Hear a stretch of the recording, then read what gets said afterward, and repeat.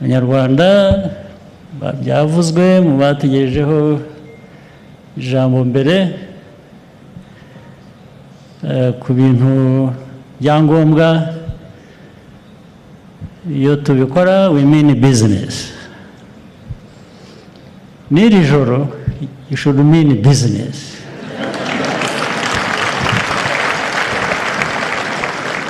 Mwidagadure nabyo you mean business, sibyo?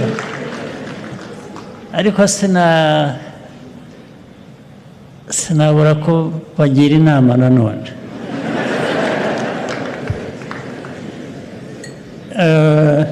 Mu kwidagadura mukimarayo and mean business,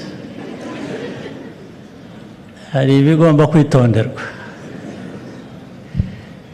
Amasaha yo twayigijeyo ngo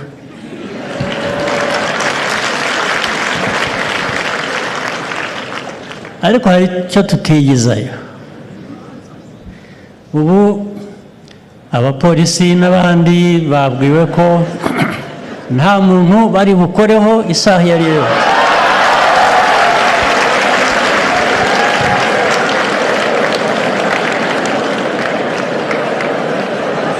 Ariko ubushobozi bwanjye nabwo bufite aho bugarukira. Ntabwo nashoboye kubabwira kudakoresha twa twuma dupima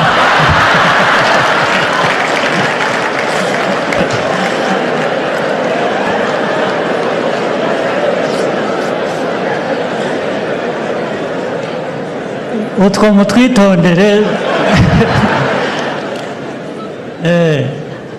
Maze hasigaye bafite n'utwuma duhambaye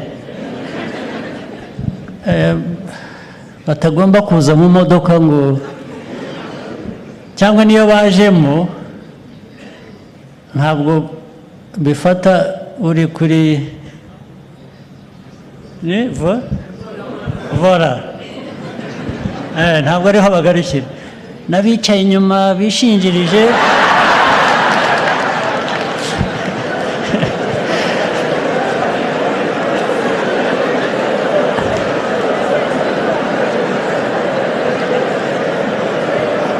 ako kuma karabamenya kakabakangura. Reka two kubitindaho kugira ngo mwabyumvise. Ibindi byose mwidagadure ni